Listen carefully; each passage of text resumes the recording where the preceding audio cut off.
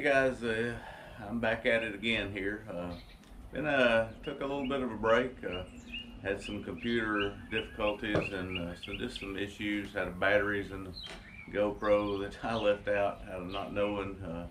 Left them in the car in a case and they exploded. But I had several people reach out, wanted to start seeing the videos again. So I'm gonna start putting a few out and let you know what we're doing. Out over the next couple of days. We have a fishing little tournament deal we do on Tuesday and Wednesday afternoon, thanks to a guy named Chief Bridenbaugh. Puts it on and does the whole thing himself. We have that finale coming up this weekend. We fish 1 to 5 on Saturday and 1 to 5 on Sunday. So I'm going to give you 2 practice days, a little bit, try to find something, and then hopefully cover my brother Marty and I in the tournament, and just kind of see how it goes. That's the goal. That doesn't mean that'll happen. It's still fishing. It's still kind of a hit or miss world. We're going to start to see what we can find. We're going to start out throwing a few moving baits. We're in the wake of the Hurricane Ian. That's just in the process of devastating the state of Florida. My thoughts and prayers go out to those folks. We're just going to kind of see how it goes. A lot of wind. Don't know how the audio will be. But we're going to try to find some fish. Start out throwing a moving bait and then try to come back with a jig. All right, I'm out here at the mouth of a pocket. I'm try to throw a trap around a little bit here. As is normal here of late, my scope ain't coming on quick enough, so I'm gonna get in here and scope around. Mega Live as it is. I run the Humminbird version of it on a Helix 10 unit there, so you may see it around, see me bending down, poking and prodding a little bit. I'm just kind of seeing what's out here, getting ready for this weekend, what we talked about earlier there.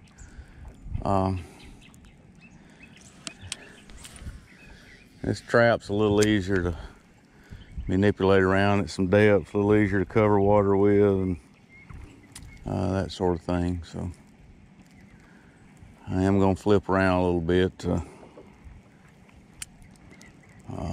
kind of see how that goes. It's been kind of a transition bite. When I say transition bite, you got fish sitting around, you can about catch fish anywhere. So high skies today. Like I said, we're in the wake of this hurricane out here.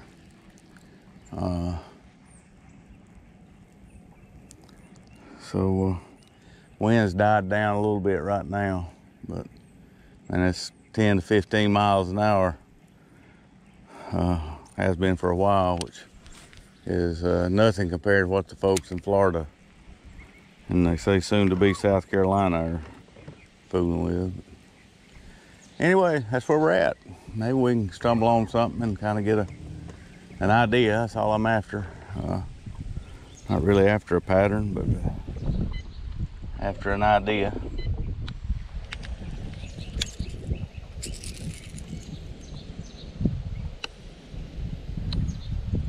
Bait ball right there. Just a few straggler fish kind of lingering around on the bottom. Pretty good indication. That bait looks like being in the 3 and 4 foot range. Pretty good indication on where you're gonna find fish, as they'll be hovering around that same depth. So I'm gonna try to find some 3 and 4 foot cover, that the cover is sitting in 3 or 4 feet, either on the ground or the cover is kind of suspended up over the bottom. You can find 4 foot cover in 20 foot of water if the cover is sitting at 4 feet deep. That happens a lot out here on Neely with these laydowns. Those laydowns will be out on the river channel, be sitting over 20 feet, but the cover will be sitting in 4 to 6 feet. Time a big tree falls over. Good to be back out making a video. And like I said in that little intro we filmed there, it's been. I'm not the most technological guy in the world, and I'm learning some hard lessons about batteries and laptops crashing and that kind of thing.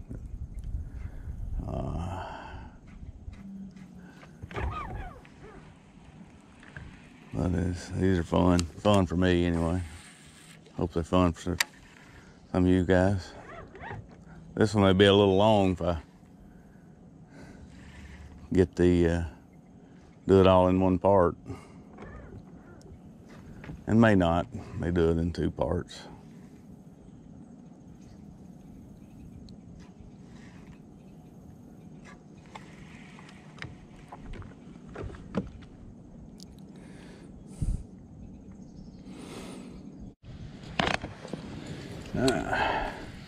Seeing that bait moving around there, get my trap back out a little bit and see. My trap's a little bit bigger than the bait, so that's something to take note of. Can make a difference, don't know that it will today, but sometimes they can get zoned in on specifics of the bait or of the forage. And I like fishing this 1/2 ounce trap. I know the mechanics of it better than I do the 1/4 ounce, as far as how far I gotta let it go and how fast to reel and that kind of thing to run it at a certain depth. So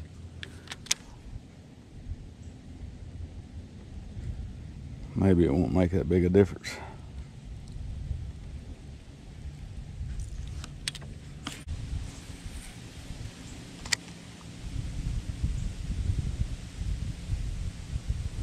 Yeah, the bait's still running that 4 or 5 foot range. I mean, ought to yield a bite in here.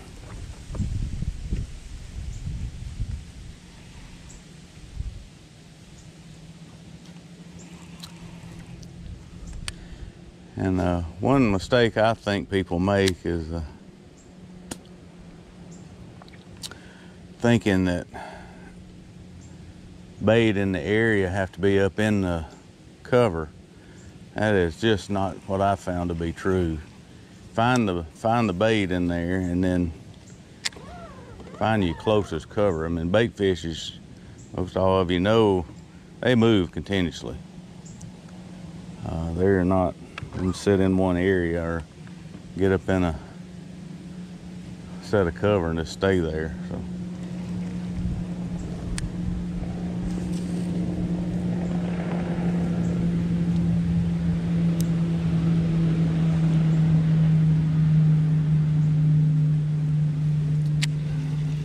Somebody else is out here trying to find them. Pretty big tournament we're getting ready for, $10,000 total purse. I think about 4,000 maybe to the winner. This is well worth your time to put in the time and fish 15 tournaments to qualify. There's one right there. Huh. How'd dog swimming that jig? Come on back in there.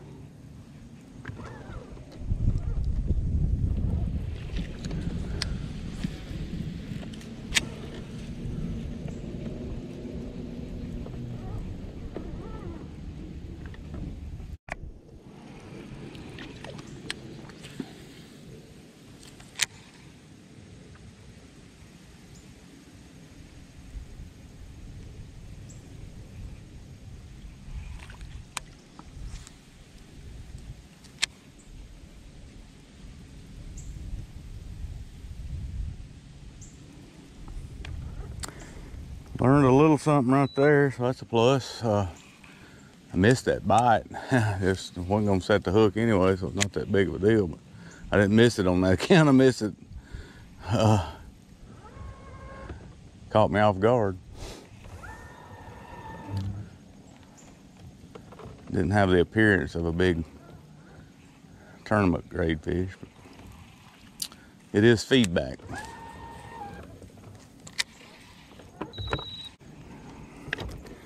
being able to do this with that's why I love to jig fish so much. I'm covering a fair amount of water with it and covering some decent stuff, swimming it. And you always let it fall and gives you a legitimate shot at getting bit. I mean, you're not just wasting time.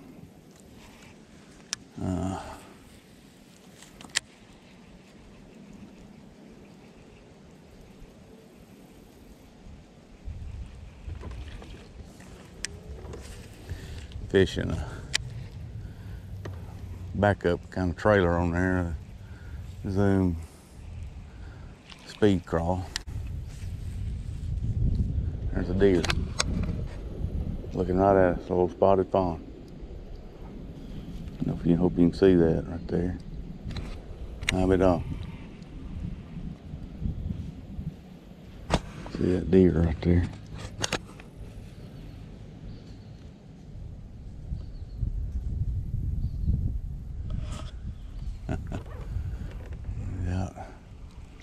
Milling around. It's his first year without his mama, so maybe he'll do good this year.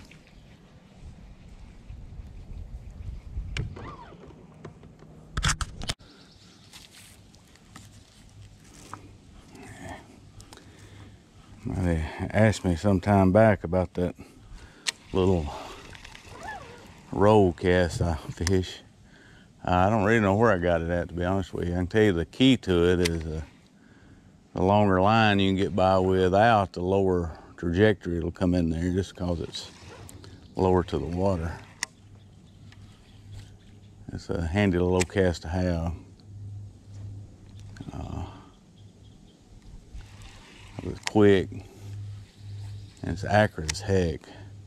I mean, basically you just point your rod when you turn loose of your line. You basically just point your rod where you're wanting it to go.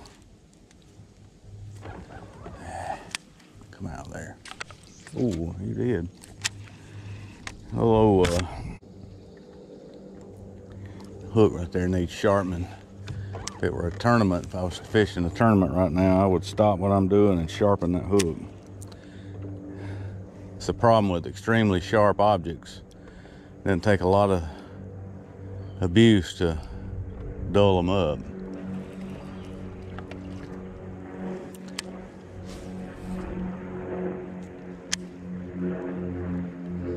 And that can be a difference. I mean, I used to not think so, but man, hook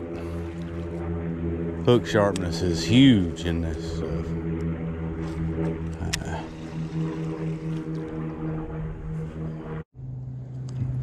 I got one on it, won't turn loose. Thank you. Huh.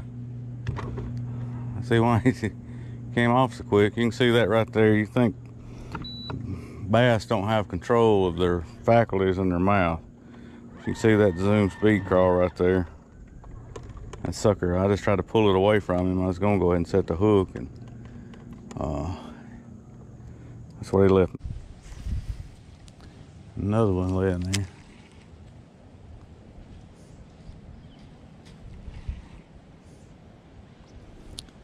Surely to goodness there's something around this.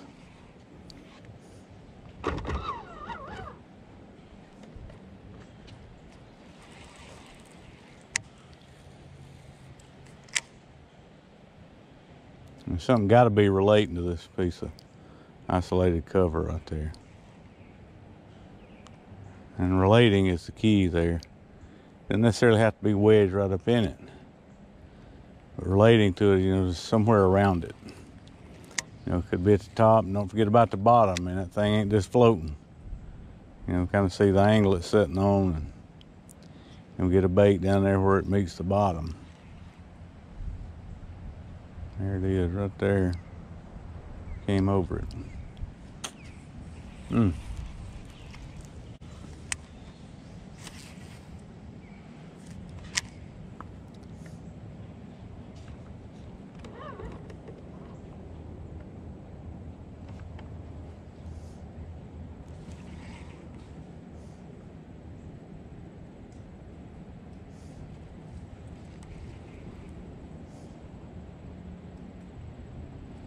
I'm gonna have to beat what I'm doing here. I'm gonna cash a check this weekend. That's kind of a neat format we're fishing. It's 2 days, Saturday, Sunday, 1 to 5. Kind of fits into the format we fish on Tuesday and Wednesday afternoons. Except it's just a 1-day deal in. I call it a free-for-all, man. It's you get in or get out. That's your 2 choices.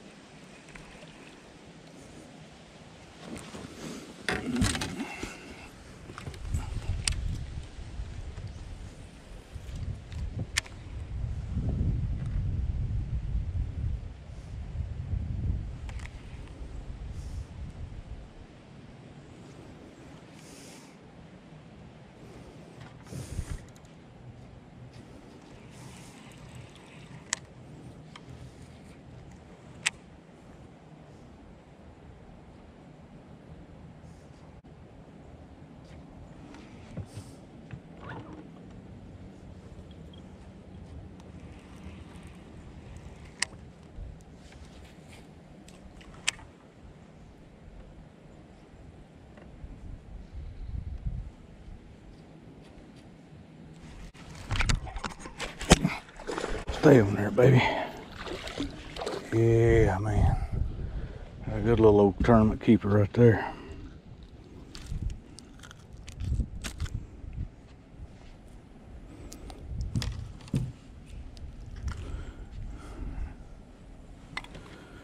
See, I'm gonna get out of here. Yeah, that's not a bad little old tournament fish there when you need one.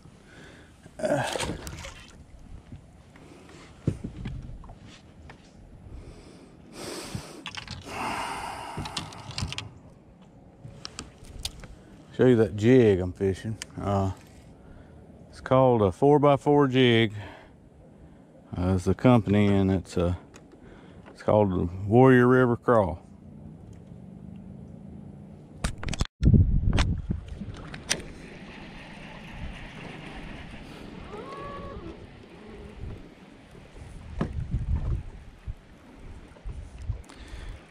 Still haven't found nothing.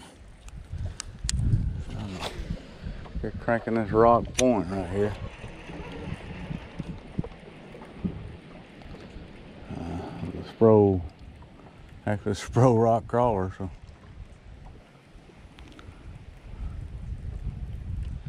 there'll be something hanging around right here. Everything we need.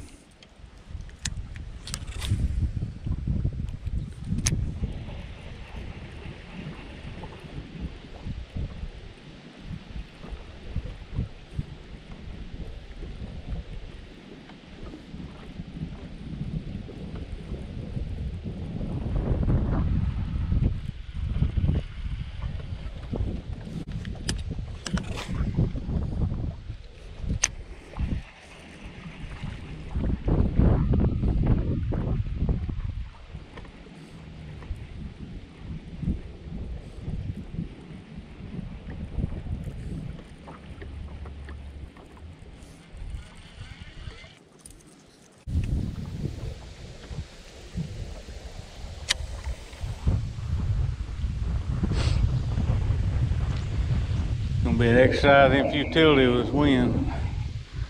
Sure is set up to flip right here. I'd have to get a bite by Moby Dick to feel it.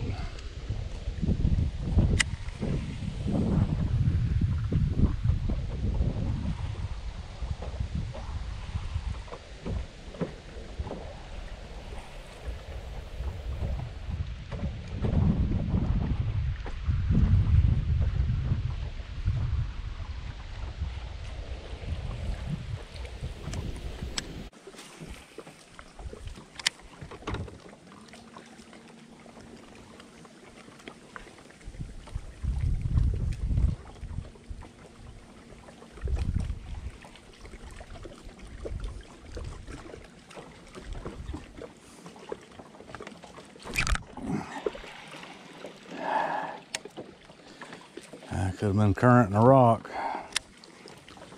Current's coming off of there pretty good.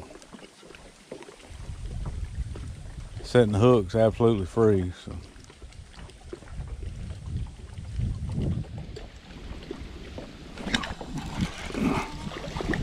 No, he come back and got it.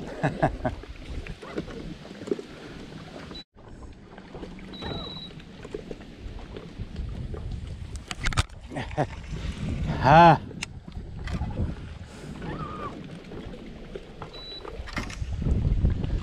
Could be brim. I know that was a bass I just had on there. This is a 4x4 jig right here, and that's what I've always fished them. I've been fishing for years, and man, I've never had them come unbuttoned like they have been here lately. Came unbuttoned twice yesterday. Trimmed the weed guard back a little bit after that. You saw that last fish there. I don't know what the story is on it. Other thing I can do is shorten it.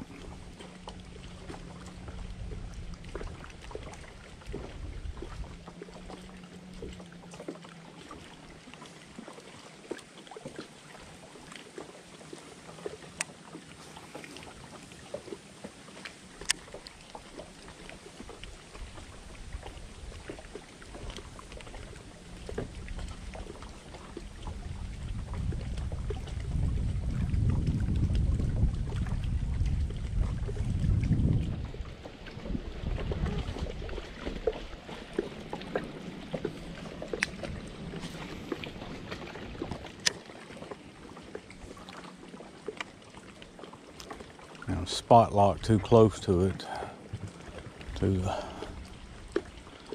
hot spot there. You can see that current hits those rocks right up in there and comes whipping around. These big huge boulders under me right here. I could probably spoon them up, but current's so swift right here. I don't know if I control my spoon.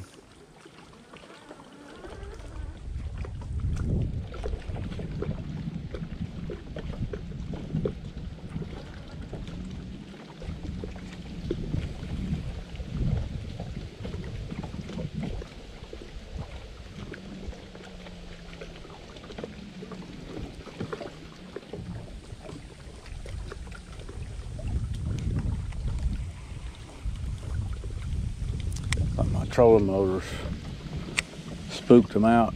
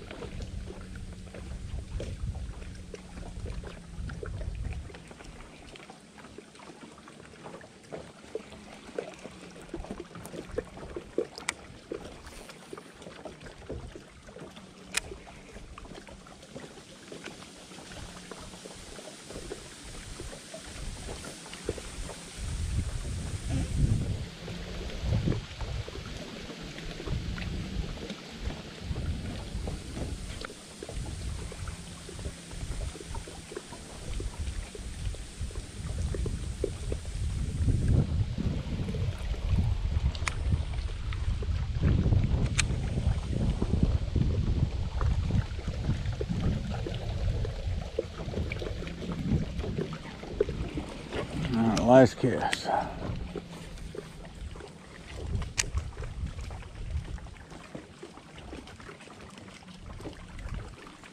A little tidbit for you out there for all you folks that fish with their spotted bass. Out here on Neely Henry, this whole Coosa River chain is A lot of spotted bass out here. Don't ever try to pattern them. Spotted bass break your heart tournament day. I mean, absolutely break your heart.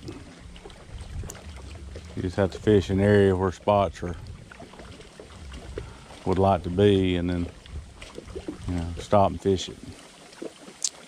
Sure as you pattern a spotted bass on rocks or whatever, man, that whole school will up and move off.